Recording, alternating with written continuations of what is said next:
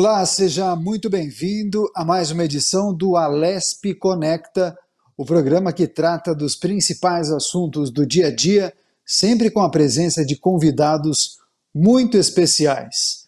Nesse momento de pandemia, claro, todos respeitando o isolamento social, o distanciamento social, cada um na sua casa, cada um no seu espaço, respeitando as orientações das autoridades de saúde.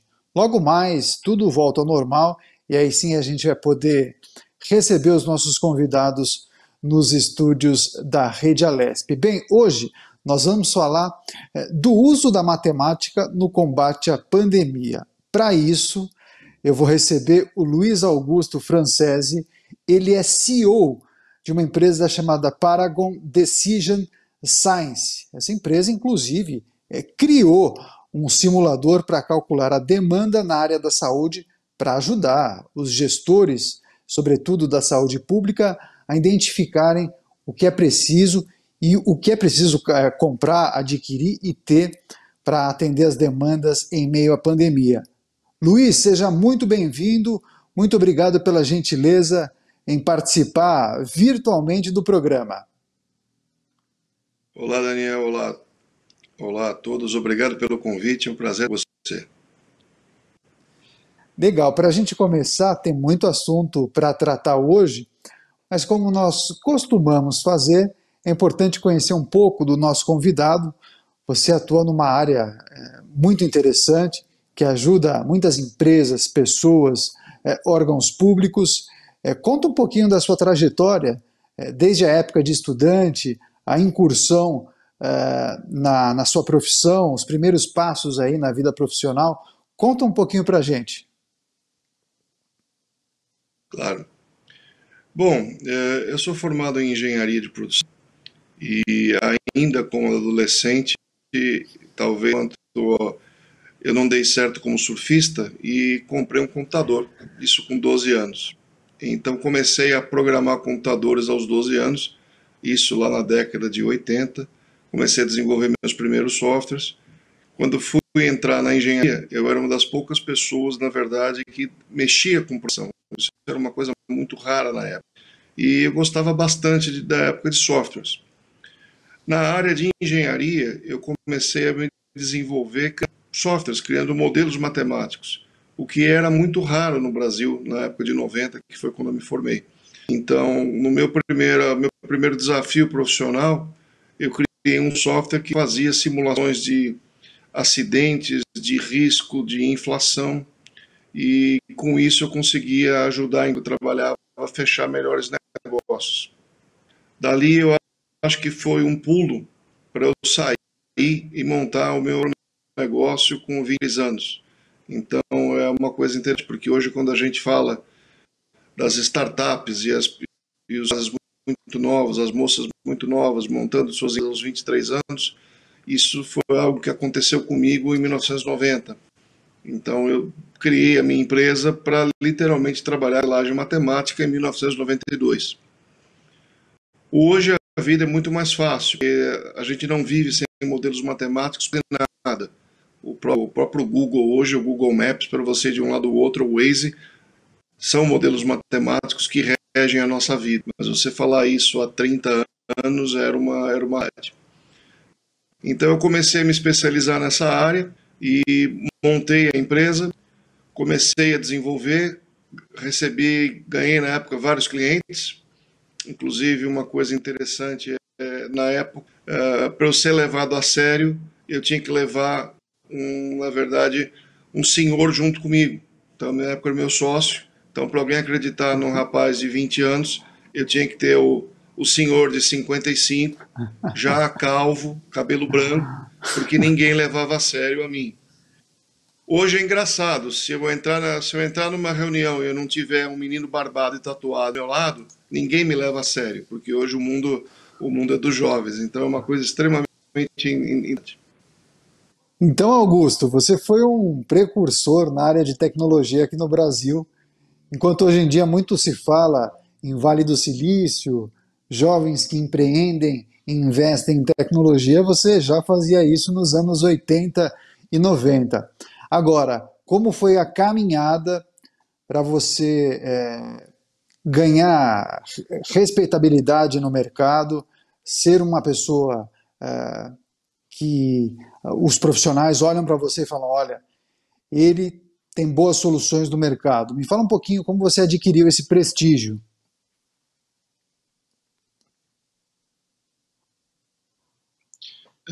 O americano tem uma palavra para definir isso, que na verdade chama track record, ou seja, é histórico. Difícil foi talvez o primeiro cliente, o segundo cliente, mas a partir do momento que você tem um histórico, os clientes começam a ver a sua trajetória, quais são os resultados que você traz, e aí, como diria, as coisas ficam mais fáceis. O difícil realmente é começar. Nós começamos, na época de 1990, praticamente pós-plano Collor. Então foi realmente bem difícil naquela época. E o que normalmente leva as pessoas a buscar matemática? Eu costumo dizer que matemática e banana são bem diferentes. Você não precisa que alguém te explique que você precisa comprar banana. Se você gosta de banana, você compra banana. As empresas só vão buscar matemática quando elas estão com dor no calo. Ou seja, quando realmente o negócio começa a dar dificuldade e elas estão com problemas, aí elas vão buscar uma matemática mais sofisticada. Então, normalmente, você não acorda achando, nossa, que vontade hoje de usar modelagem matemática para tornar minha empresa ciente. Normalmente, você tem algum evento, por exemplo, seus números não estão bons, você tem problema de armazéns, você tem problema de atraso de despacho de mercadoria, seu custo de produção aumentou, seu estoque está muito alto. Então, normalmente, quando você tem um problema ou um desafio, essa é a hora que você vai buscar matemática. Então, um dos piores casos que eu me lembro é quando a gente apresenta o que eu posso fazer, o que matemática pode fazer, e o candidato a cliente ele responde, puxa, muito interessante isso daí.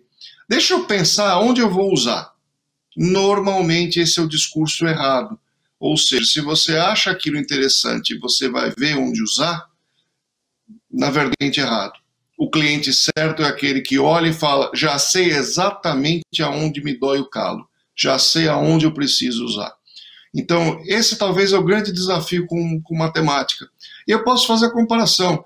Você não abre o Waze para ir até o supermercado, né? Você abre o Waze quando você quer ir para algum lugar que você não sabe que horas vai chegar, não quer se atrasar, não sabe o caminho, e aí acontece inclusive um outro efeito. As pessoas normalmente tendem a acreditar em modelos matemáticos, mesmo os modelos que não estão bem feitos, porque o modelo disse para você virar à esquerda. Então, assim, os modelos matemáticos eles não são perfeitos. Eles estão sujeitos a erros e eles têm desvios. E normalmente as pessoas acabam mudando de patamar, ou seja, depois que ela tem um modelo matemático, ela segue fielmente o que o modelo faz, o que significa que ela deveria avaliar bem essa decisão. E Perfeito. dentro da Paragon, o que nós temos feito é que nós temos nos movido muito de acordo com a economia. Então, por exemplo, com a economia hoje tem um crescimento forte em automobilística, nós temos muita demanda no setor automobilístico. Quando existe hoje um ciclo de investimentos em portos, nós na Paragon temos muitos clientes na área portuária. Então, eu acho que isso é muito comum, você seguir a economia. Setores que, na verdade, estão em baixa, vou dar uma ideia para você. Se você pegar hoje, por exemplo, manufatura, o segmento de manufatura está sofrendo grandes desafios no Brasil. Você não precisa hoje de um modelo matemático para decidir fechar uma fábrica. Mas você precisa de um modelo matemático para abrir uma fábrica. Então, algumas decisões, eu sempre defendo que para você confiar em matemática é quando você tem risco e oportunidade. Você tem um investimento. Portanto, nessa hora, quando você avalia se você deve investir sim ou não, qual é associado a isso, e principal pergunta, que eu acho que é a pergunta mais importante de todo mundo, é: será que vai funcionar? Quando você tem essa pergunta, aí é que entra o modelo matemático. Ele consegue isso com uma excelente precisão. Legal. Augusto, eu prestei atenção nessa sua resposta quando você disse que as demandas para a empresa acompanham um pouco o andamento da economia. Mas, em linhas gerais, que tipo de empresa mais procura a Paragon? E essas empresas que procuram a Paragon têm o objetivo e têm o desejo de solucionar que tipo de problema? Na produção, na solução do seu caixa, nas finanças? Conta um pouquinho como é que é esse dia a dia e um pouco da realidade da Paragon no atendimento aos clientes. Claro. Eu posso dar um exemplo. Existem vários tipos de modelagem matemática. O tipo de modelo matemático que a Paragon é especializada é o que nós chamamos de modelo de análise de capacidade. Ou seja, eu estudo se um processo tem capacidade de atender determinada demanda. O que, na grande maioria das vezes, são modelos logísticos. Um dos maiores projetos que nós fizemos foi para o Canal do Panamá. O Canal do Panamá é hoje o principal elo, como diria, de conexão logístico no mundo, ou seja, você tem um fluxo de mercadorias que passam pelo Canal do Panamá no sentido Oriente-Ocidente enorme. E há alguns anos o Canal do Panamá, a seguinte dúvida: será que eu preciso expandir o canal? Será que o canal que eu tenho hoje vai aguentar o crescimento da demanda mundial? E nessa hora nós participamos de uma licitação internacional e como talvez zebra, né, porque ninguém esperava uma empresa brasileira competir com as melhores empresas americanas, europeias, nós entramos e nós ganhamos. E nós estamos no Canal do Panamá desde então. Nós já estamos no Canal do Panamá há mais de 15 anos. Hoje, todo o modelo matemático de análise de capacidade do canal é um modelo Paragon. Esse tipo de modelo é o que se chama hoje de Digital Twin, ou seja, um gêmeo digital. Com o uso desse gêmeo digital, você consegue fazer testes em processos, em sistemas, em mundos, sem precisar fazer no mundo real. Muito parecido hoje com um mundo digital de um Minecraft. Ou seja, você consegue hoje pegar o Canal do Panamá e estudar o que é o Canal do Panamá em 2025, em 2030, em 2040, com mais navios, com menos navios, com diferentes ocupações de sistemas. Hoje, eles usam para tomar as decisões estratégicas em investimentos, ou seja, precisamos ter mais rebocadores ou a quantidade que nós temos é suficiente.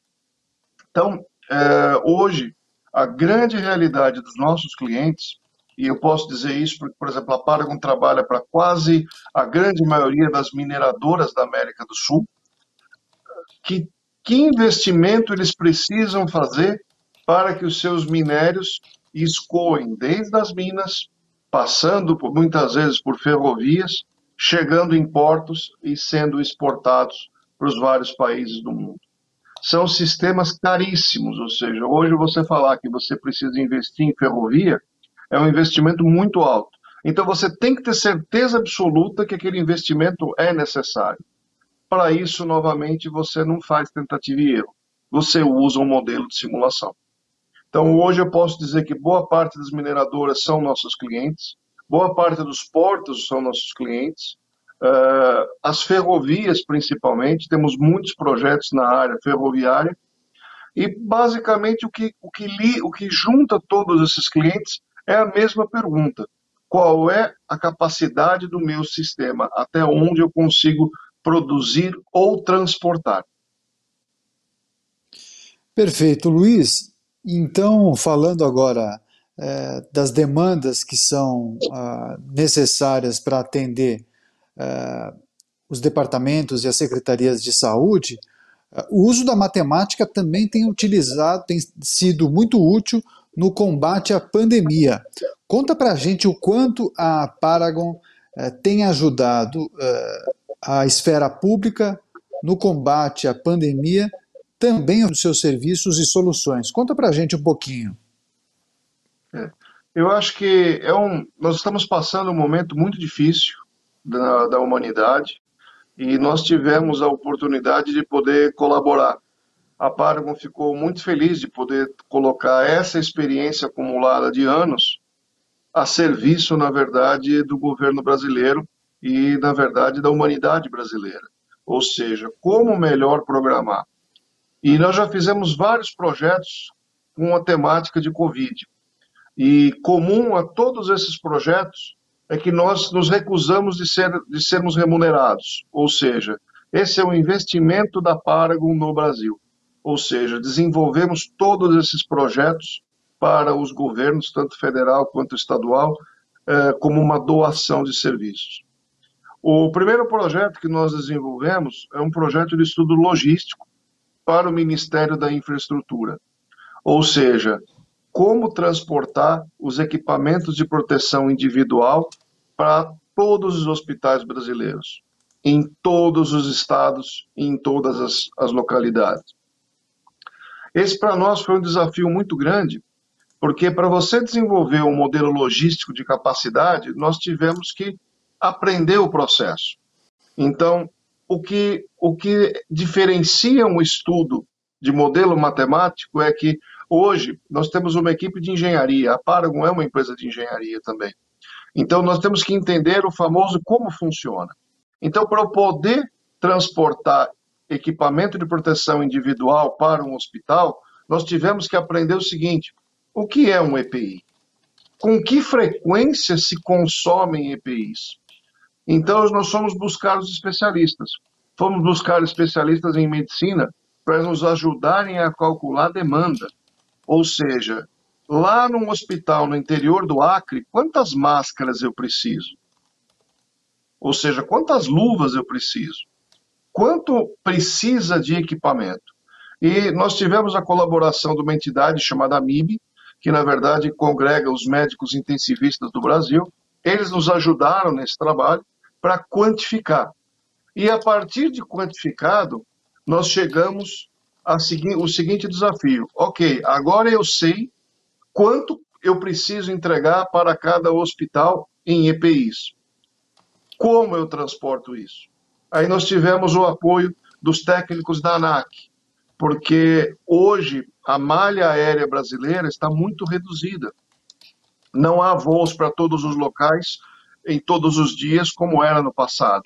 Então nós fomos ver qual é a malha disponível hoje no Brasil. Com isso, nós fizemos um desenho logístico onde o aeroporto de Guarulhos seria o grande hub de concentração desses equipamentos, cuja grande maioria deles é importado. Esses equipamentos seriam recepcionados em Guarulhos e, a partir daí, distribuídos para 47 centros de distribuição pelo Brasil. E depois, posteriormente, para cada um dos hospitais.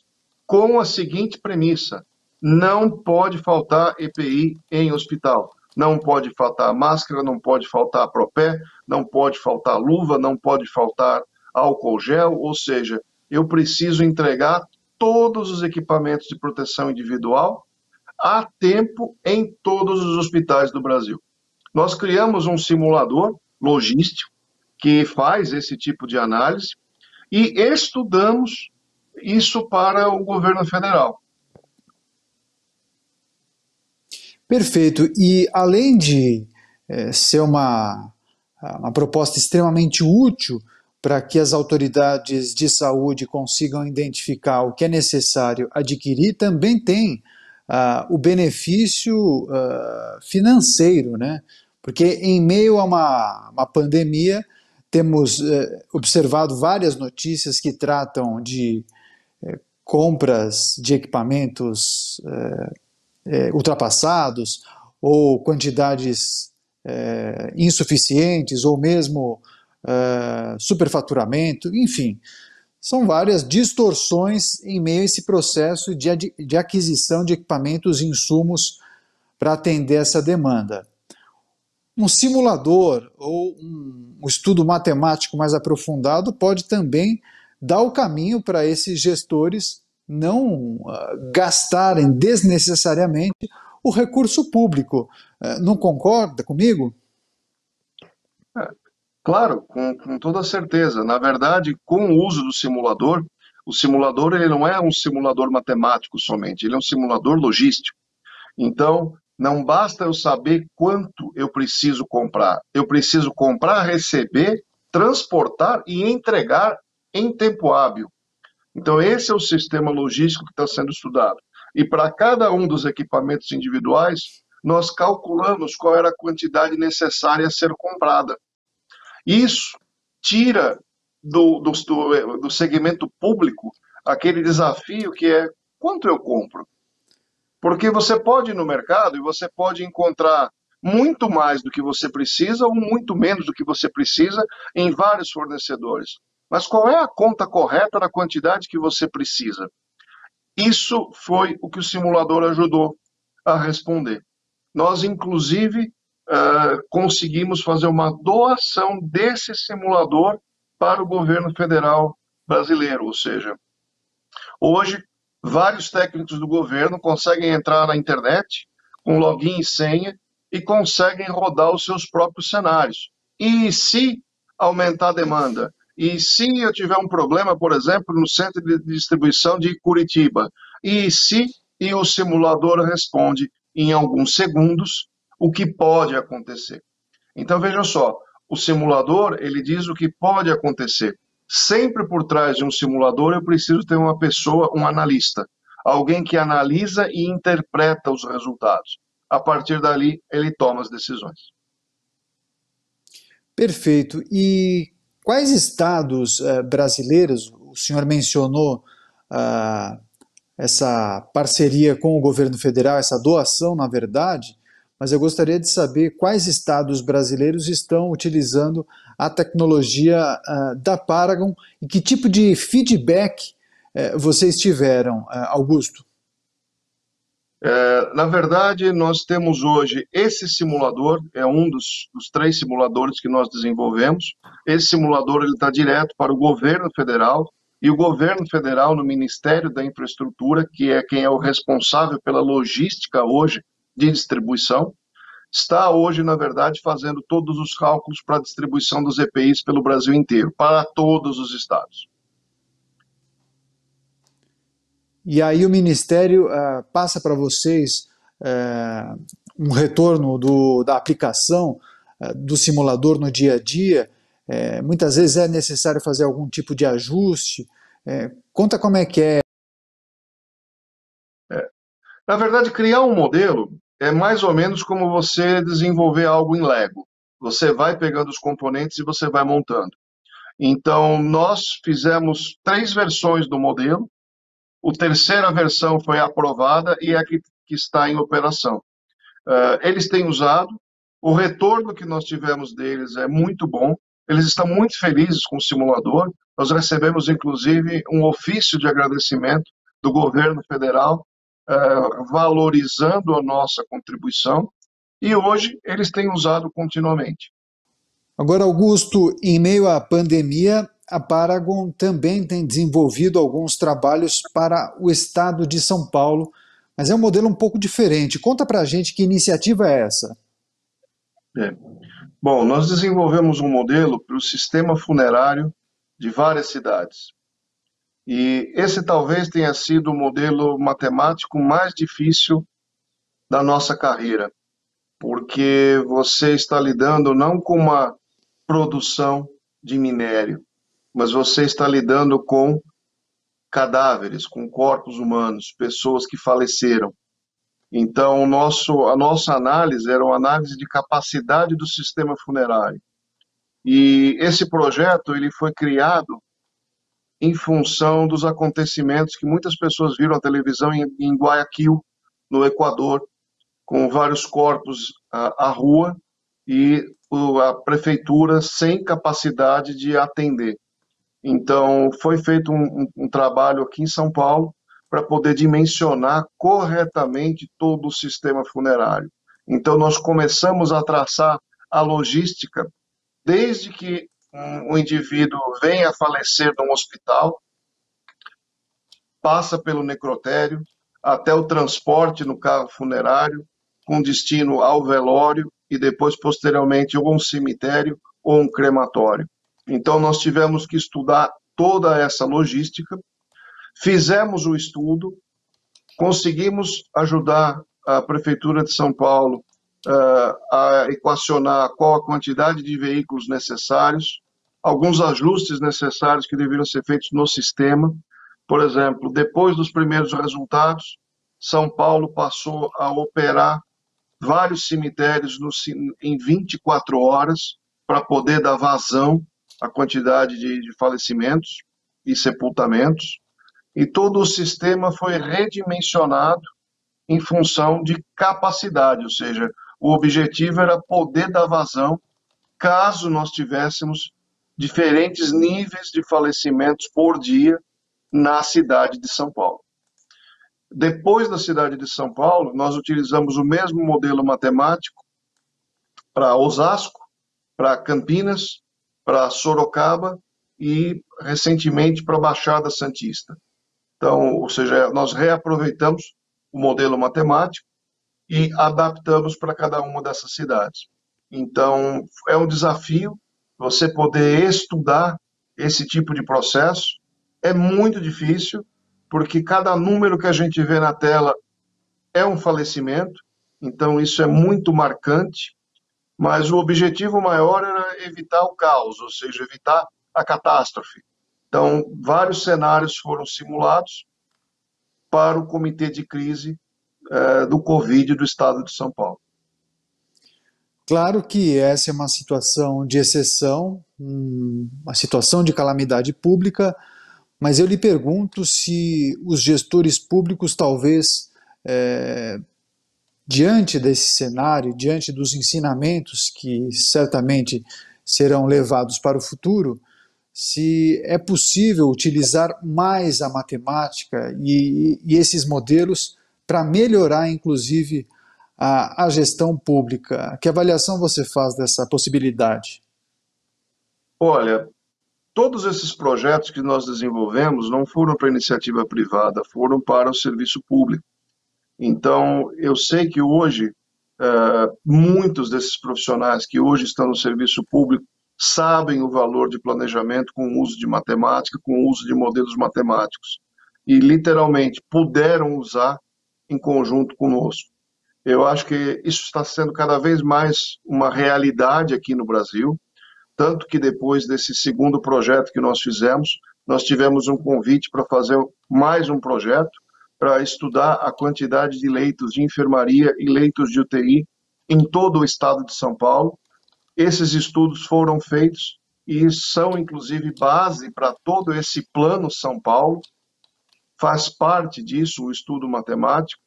E cada vez mais, eu acho que o governante brasileiro, o servidor público, ele é forçado a tomar decisões desafiadoras. E para fazer isso, ele precisa investir em planejamento.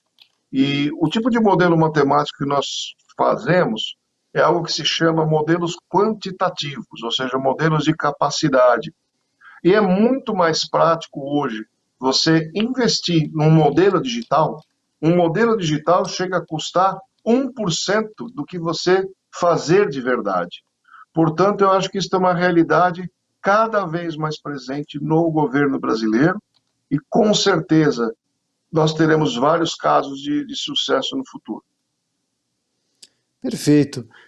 Importantes informações trazidas pelo Luiz Augusto Francese, engenheiro e também CEO da Paragon Decision Science. Falamos do uso da matemática no combate à pandemia e, claro, ele também falando dos trabalhos desenvolvidos pela Paragon. Queria só escutar para finalizar essa entrevista quais são os próximos passos da Paragon e seus também, Luiz. O que vem por aí? Olha, nós temos cada vez mais investido em crescimento internacional. Hoje, a Paragon tem clientes em toda a América Latina, do México até a Argentina. Nós temos investido em crescer a nossa equipe. O tipo de profissional que nós temos é um tipo de profissional difícil de você encontrar no mercado, então nós formamos os nossos profissionais desde jovens, são pessoas que têm que ter formação em engenharia, formação em matemática, gostam muito de processo, são pessoas hábeis em modelagem, e cada vez mais a gente tem aplicado isso em vários tipos de projeto. Então, nosso crescimento, inclusive, durante a pandemia, ao contrário, talvez, de muitas empresas, nós aumentamos contratação, nós não aplicamos redução de jornada. Então, eu sei que isso é uma raridade hoje no segmento brasileiro, você falar que, inclusive, nós estamos com vários projetos em andamento, porque muitos dos nossos clientes analisam investimentos de 50 a 70 anos no futuro. E apesar de você ter uma situação problemática hoje, você não para uma análise do que você tem que fazer pelos próximos 50 anos. Então, eu acho que o nosso passo cada vez mais desafiador é cada vez mais ser uma empresa internacional dentro do Brasil. Muito legal. Eu conversei com Luiz Augusto Francese, ele é engenheiro, CEO da Paragon Decision Science. Falamos do uso da matemática no combate à pandemia. Ele também falou sobre o simulador criado pela empresa para calcular as demandas necessárias na área da saúde em meio à pandemia do novo coronavírus. Luiz Augusto, muito obrigado por sua participação, parabéns pelo trabalho. É importante empresas que se utilizem também da matemática para ajudar no dia a dia e propor soluções para empresas e órgãos públicos. Saiba que aqui as portas da Rede Alesp estão abertas para você. Quando quiser, traga as novidades e muito em breve nós voltaremos a conversar sobre as novidades da Paragon e também dos seus trabalhos. Muito obrigado e até a próxima. Obrigado, Daniel. Obrigado a todos. Um abraço. Não temos mais tempo, ponto final nessa edição. Eu agradeço demais a sua companhia e audiência e até o próximo programa Alesp Conecta. Tchau, tchau.